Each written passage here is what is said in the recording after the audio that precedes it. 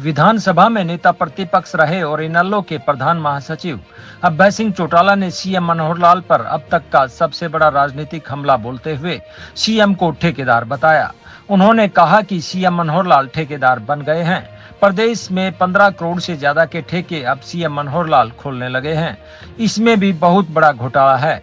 अभय सिंह चौटाला ने deputy CM Dushyant Chautala और भाजपा के वरिष्ठ नेता पूर्व केंद्रीय मंत्री वीरेंद्र सिंह पर भी हमला बोला और कहा कि दोनों ने उचाना के लोगों को सीएम के नाम पर ठगा है। 2024 में उचाना से पूर्व सीएम ओम प्रकाश चौटाला को इनेलो चुनाव लड़वाने का प्रयास करेगी। उन्हें चुनाव लड़ने की परमिशन मिली तो वह इनेलो के सीएम प्रत्याशी होंगे। अगर किसी कारण से उन्हें परमिशन नहीं मिली तो फिर भी अभय सिंह खुद उचाना कला से चुनाव लड़ेंगे। अभय सिंह चौटाला मंगलवार को जींद में इनेलो की प्रदेश कार्यकारिणी की बैठक के बाद पत्रकारों से बात कर रहे थे। इसमें अभय सिंह चौटाला ने कहा कि हरियाणा में सरकारी कामों के ठेकों को लेकर नई व्यवस्था मनोहर लाल सरकार ने बनाई है। पहले यह होता था कि ठेके संबंधित विभाग के इंजीनियर इन चीफ द्वारा खोले जाते थे। अब 1 से 5 करोड़ तक के ठेके मुख्य अभियंता खोलता है। 5 से 15 करोड़ तक के ठेके मंत्री और 15 करोड़ से ज्यादा के ठेके खुद सीएम खोलते हैं। पहली बार सीएम ठेकेदार बने हैं। उन्होंने कहा कि सीएम मनोहर लाल पहले ठेके की राशि कम करवाने का श्रेय लेते हैं और बाद में उसमें हिस्सा तय हो जाता है। वह सीएम से पूछेंगे कि 3 साल में जितने भी ठेके ज्यादा रेट पर दिए गए क्या उनकी जांच करवाई जाएगी। अभय सिंह चौटाला यही नहीं रुके। उन्होंने कहा कि अंबाला में स्टेडियम निर्माण में 15 करोड़ का घोटाला हुआ है। लूट का नया जरिया सीएम और मंत्री द्वारा ठेके खोलने की नई व्यवस्था को बनाया गया है। सरकार के हरियाणा रोजगार कौशल निगम पर सवाल उठाते हुए अभय सिंह चौटाला ने कहा कि गुजरात की कंपनी को ठेका दिया गया है। केवल एक आईएएस अधिकारी के.एम. पांडुरंग इसे सरकार की तरफ से देखते हैं। बाकी का सारा काम आरएसएस के लोग करते हैं जो अपने लोगों को भर्ती करते हैं। निगम में पद निकाले बिना परीक्षा ली जाती है और फिर आरएसएस के लोग अपने लोगों को भर्ती निगम में करते हैं। इनेलो सत्ता में आने पर इस निगम को भंग करेगी और इसमें काम करने वालों को नौकरी से बाहर करेगी। इसी तरह क्लास सी का है, उनके एग्जाम 1 साल पहले हो जाते हैं और जो क्लास ए और बी वाले हैं उनकी ऐड देते हैं, सिर्फ बाकियों का कुछ नहीं देते। तो ये बहुत बड़ा घोटाला है एक तरह से। ये भी अपने आप में ये सरकार जो कर रही है। एक नई चीज और बताता हूँ मुख्यमंत्री की, जो मेरे संज्ञान में आई, आपके पास है कि नहीं है जानकारी। कोई भी टेंडर पहले जो दिया जाता था, चाहे किसी भी डिपार्टमेंट का टेंडर होता था, उसका इंजीनियरिंग चीफ जो है वो ही उस टेंडर को खोलता था और वो ही उस टेंडर में त्रुटियां निकालता था। सरकार की तरफ से आता था कि भी ये प्रोजेक्ट है, इतने करोड़ में बनना है, उसका टेंडर वो निकालता था। वही फाइनल अथॉरिटी होती थी उस टेंडर को फाइनल करने की। अब इन्होंने क्या किया है, 1 से 5 करोड़ के टेंडर तो करेगा चीफ इंजीनियर, 5 से 15 करोड़ के करेगा मिनिस्टर, और 15 करोड़ से ऊपर का कोई भी टेंडर है वो मुख्यमंत्री देगा। अब तो मुख्यमंत्री टेंडर भी देने लग गया, खुद सीएम। ये उसकी सर्कुलेशन आया हुआ है फाइनेंस डिपार्टमेंट का। अभी ताजा सर्कुलेशन आया आज से 10 दिन पहले ही। किसी ने बताया नहीं बताया, मुझे कल जानकारी मिली इसकी। आपके द्वारा नहीं जानकारी है? आपके द्वारा नहीं जानकारी? मैं ही देता हूँ जानकारी, विपक्ष है ही नहीं कोई, है तो बता दो। होता फिर आप तक जानकारी आनी चाहिए थी, नहीं आनी चाहिए थी। ये सीएम के ठेकेदार टेंडर वाली जानकारी आती है। अब सीएम ठेकेदार बन गया, अब ठेकेदारों को ठेके देने लग गया चीफ मिनिस्टर। अबे जी वो कहते हैं कि हम बार्गेनिंग करके सरकार तो समझता हूँ, कहता है भी चीफ मिनिस्टर ने, देखो ये भी एक बड़ा फेलियर बताता हूँ सरकार का। अब मुख्यमंत्री क्या करता है, जब टेंडर अलॉट करता है तो ठेकेदार को कहता है तो 5 करोड़ छोड़ दे। ठेकेदार ने कह दिया छोड़ दिए जी।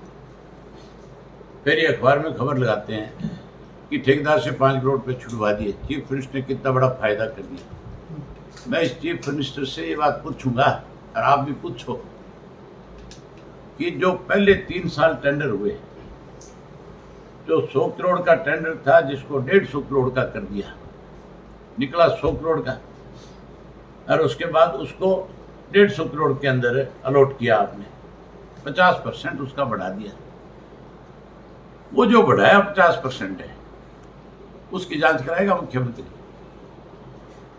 वो बताए ना, जो चीज 10 रुपए में बढ़नी थी, जिसके 50 रुपए लगे, उसका क्या करेगा मुख्यमंत्री? तेने मुख्यमंत्री वाली ये तो मेरे को बता दी कि मुख्यमंत्री कहता है बोले मैंने इतने करोड़ बचा दिए, जो खुआ दिए उसका क्या करेगा? स्टेडियम बनाया था अम्बाड़ा के अंदर, 50 करोड़ का घोटाला स्वयं मंत्री ने माना है, अनिल विज मानता था, कराई जांच तो पूछो मुख्यमंत्री थी। ये तो लुटेरे हैं, लूट के खा गई। ये जो 5 करोड़ भी छुड़वाते हैं उसमें भी पहले तय होता है इनका कि इसमें तेरे को 15 करोड़ बचाएंगे, 5 हमें दे देना, 5 छोड़ देना, 5 तू खा लेना, 5 हमें दे देना।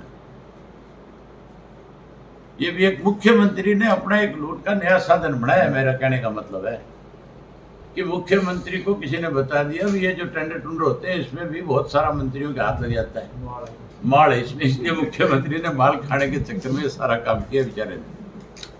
अब ये भूख मुख्यमंत्री को होगी मेरे भाई। ऐसा खेल जो आप ये कौशल रोजगार योजना अभी बनाई है, उसी का ही है। हाँ, इसको बनाने के बाद ये गेम किया ना, शुरू किया गेम। जी जी, मतलब किस तरह से नौकरियां भी जो है उसमें RSS की भर्ती करने का एक तरीका निकला है। हमने आज जो मेन हमारी बात है, जहाँ मैंने आपको ये सारी चीजें बताई है, कार्यकारिणी की बैठक के अंदर एक निर्णय लिया है। हम पहले 25 सितंबर की रैली कुरुक्षेत्र में कर रहे थे, सम्मान दिवस चौधरी देवीलाल का, लेकिन कुरुक्षेत्र के अंदर हमें 2 दिक्कत आ रही थी।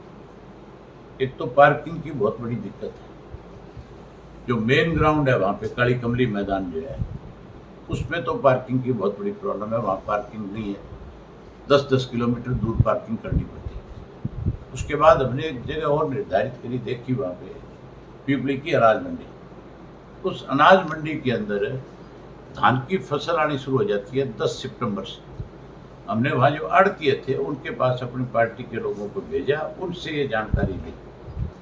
वो मंडी बहुत बड़ी थी, उसके अंदर पार्किंग भी खासा ज़्यादा हो सकती थी, शेड भी बहुत बड़ा था जिसमें हम रैली करना चाहते थे, लेकिन वो बात भी हमारी बन नहीं पाई। अभय सिंह चौटाला ने कहा कि उचाना कला विधानसभा क्षेत्र के लोगों को पहले वीरेंद्र सिंह ने सीएम बनने के नाम पर ठगा, वह कभी सीएम नहीं बन पाए और विभिन्न सरकारों में मंत्री बने। पिछले चुनाव में दुष्यंत चौटाला ने खुद को सीएम प्रत्याशी बताकर उचाना के लोगों के वोट लिए और मनोहर सरकार में मंत्री बन गए। अब तक इन दोनों ने उचाना के लोगों को सीएम के नाम पर ठगा है। अभय सिंह चौटाला यह ऐलान करता है कि पूर्व सीएम ओम प्रकाश चौटाला को चुनाव लड़ने की इजाजत निर्वाचन आयोग से मिली तो वह इनेलो के सीएम पद के प्रत्याशी होंगे। अगर उन्हें चुनाव लड़ने की परमिशन नहीं मिली तो फिर अभय सिंह चौटाला उचाना कला से सीएम प्रत्याशी के रूप में चुनाव लड़ेगा और सीएम बनेगा। अभय सिंह चौटाला किसी की सरकार में मंत्री नहीं बनेगा। उनके पिता ओम प्रकाश चौटाला और दादा चौधरी देवीलाल कभी किसी की सरकार में मंत्री नहीं रहे, दोनों मुख्यमंत्री बने। उचाना कला में वह दुष्यंत चौटाला और वीरेंद्र सिंह दोनों का वहम निकाल देंगे। लोग एक ही बात कहते हैं कि हमने हमारे साथ हर दफा एक ही बात कह करके ठगी मारी जाती है कि मैं तो मुख्यमंत्री बनूंगा, वोट दे दो। पहले वीरेंद्र ने 5 बार ठगा, भी तुम सारा ला दो, मेरा नंबर पढ़ना आएगा, मैं बन जाऊंगा। अरे बोले हम क्या इसका मुख्यमंत्री चक्कर में दे दिया करते हैं। उसके बाद ये दुष्यंत आया तो उसने उससे भी बड़े बड़े झूठ बोले हमारे सामने। अरे ये तो यूं बात करता था जैसे तो बन गया मुख्यमंत्री, इसके तो नारे यूं लगा करते। हमने के बेरा था यो इतना बेडोड़ा है क्या है जो हमें बेच के खा जाएगा कहीं ना कहीं। वो कहते हैं भैया हमें और किसी पे भरोसा ही नहीं, अब आप पे भरोसा है कि आप ही मुख्यमंत्री का उम्मीदवार दे सकते हो। मैं बहुत ठोक बजा के कह हूँ कि 100% अगर चौधरी ओम प्रकाश चौटाला जी को परमिशन मिल गई चुनाव लड़ने की तो हर हालत में चौटाला साहब को चुनाव लड़ाएंगे और मुख्यमंत्री के उम्मीदवार हमारे वही होंगे, कोई दूसरा नहीं हो सकता। अगर कोई कानून अड़चन आ गई, कोई दिक्कत आ गई तो फिर लोगों की भावनाओं को हम कदर करेंगे, हम मायूस नहीं होने देंगे। फिर भी मुख्यमंत्री बनने वाला जो होगा वही फार्म मिलेगा, दूसरा नहीं मिलेगा उचाना से। फिर आपने या फिर ये रोज कहते हैं वीरेंद्र सिंह जी और फिर आपका माना जाए। एक मिनट ये वीरेंद्र सिंह भी, चौधरी वीरेंद्र सिंह रोज ये कह देता है बोले उचाना मेरा। रोज दुष्यंत कह देता है उचाना मेरा। मैंने लोगों से पूछा भाई इन्होंने गिरदावरी करा रखी है, रजिस्ट्री करा रखी है, केरोड़ा है। बोला जी हम इनका बैम काट देंगे कि ये खाम खामे अपनी बकवास करें, ये तो हमें बहकाने के लिए इस तरह की बात करते हैं, हमें मुख्यमंत्री चाहिए। मैं बोला मैं तो भाई सीधी सी बात है, या तो चौटाला साहब लड़ेंगे, चौटाला साहब नहीं लड़ेंगे तो मैं वो व्यक्ति हूँ जो किसी के साथ जाकर के मंत्री नहीं बनूंगा तो मुख्यमंत्री बनूंगा, नहीं एमएलए बढ़ करके लोगों की आवाज। चंद्रशेखर जी की तरफ भी सीधा है, नहीं, मेरा बाप नहीं बना कभी किसी के जाके, मेरा दादा नहीं बना, मैं उस रिवायत को कैसे तोड़ दूंगा। हम लोगों के बीच में कोई मंत्री बनने के लिए, एमएलए बनने के लिए चुनाव थोड़े लड़ते हैं। हमारी पार्टी जो है अपनी पार्टी है, हम अपनी पार्टी का मुख्यमंत्री बनाने के लिए चुनाव लड़ते हैं।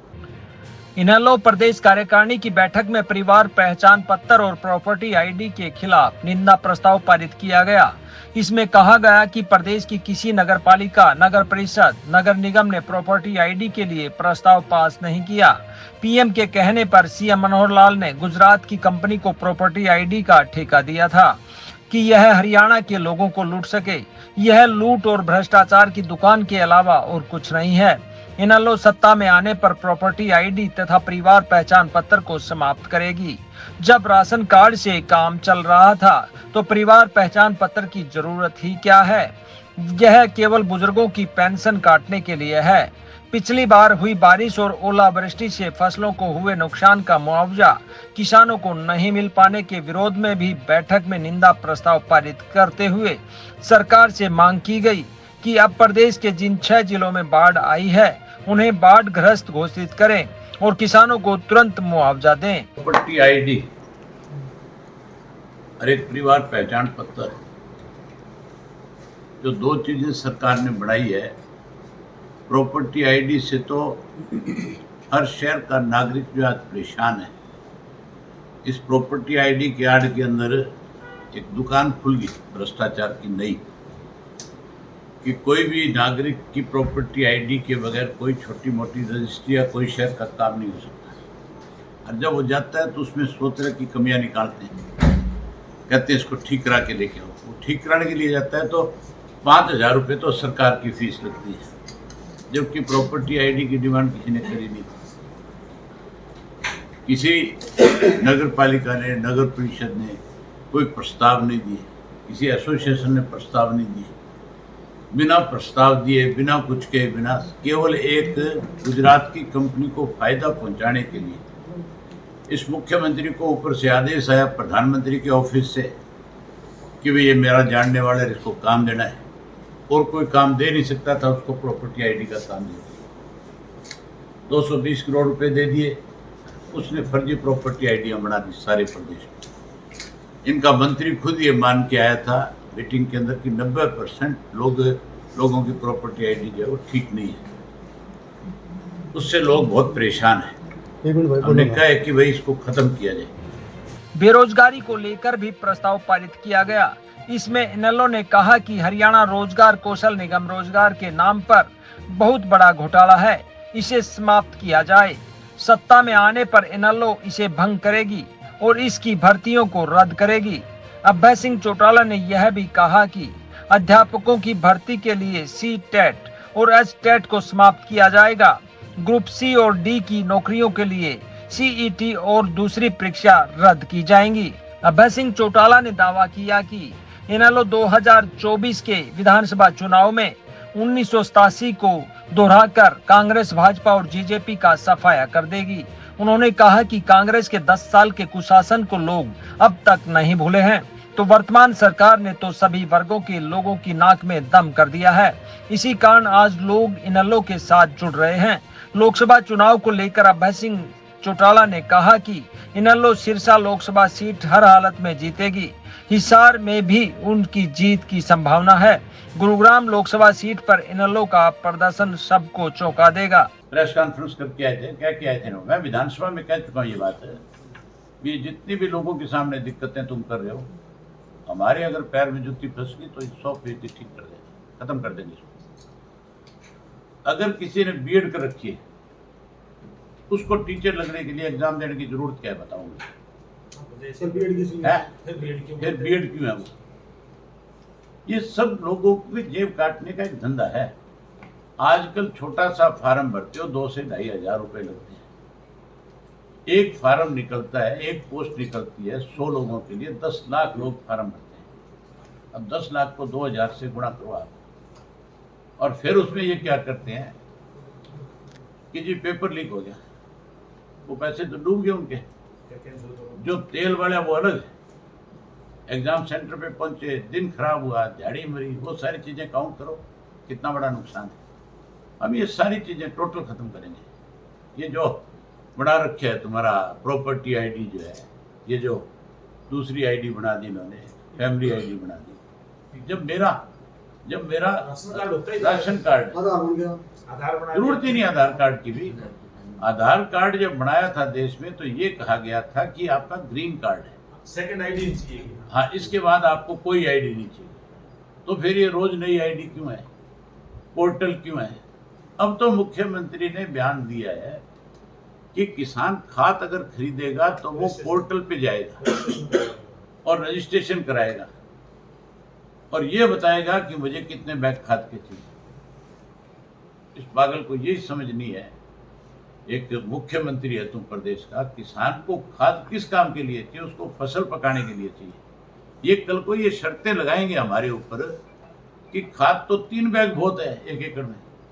अब किसान ने देखना इसमें 3 डालनी है, 2 डालनी है, 5 डालनी है। जैसी फसल होगी उसी के मुताबिक खाद डाली जाती है। जगत महान न्यूज के लिए जींद से रोहतास भोला की रिपोर्ट।